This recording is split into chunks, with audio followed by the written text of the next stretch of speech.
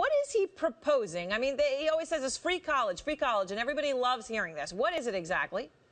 What he's proposing is relief for more than 20 million American families who have kids in college right now, because everybody out there knows what's happened with tuition. Look at this early 80s over here, and look at how it's risen up here, so that now for a public college now, on average, $17,000 a year. Many people can't handle that. So when he talks about free college, he really has several steps in mind to make that possible for people out there. First of all, he wants the federal government to be kicking in $2 in matching funds for each dollar the states supply for this plan of his. Now, that's a little tricky right there, because some of the critics say, look, how do you know the states are going to be able to supply that money?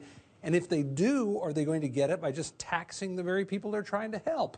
Beyond that, what he'd like to do is get the cost of student loan rates down to about 2% if anyone's taking a loan out there. And for those who already have loans, he would like to let them renegotiate, refinance at a lower rate, Aaron. That's the crux of it.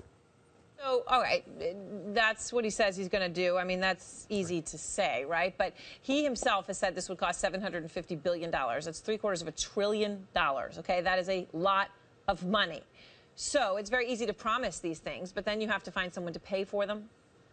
Yeah, he says the financial services people will pay for it through a series of fees or taxes, whatever you want to call them. He wants to put a half of 1% fee on stock trades, a tenth of 1% on bonds, less than that on derivatives. And that doesn't sound like much, but there are millions and millions of these trades going on, sometimes by computer. So he says all of this adds up to a tremendous amount of money aimed at the big money people, not at the small stock owners who don't trade that much, although who knows if it'll be passed on to them. Anyway, he says because there are so many of these, if you add them up, that's $75 billion per year over 10 years. He says this would raise about $300 billion per year. He bases that on a UMass Amherst study.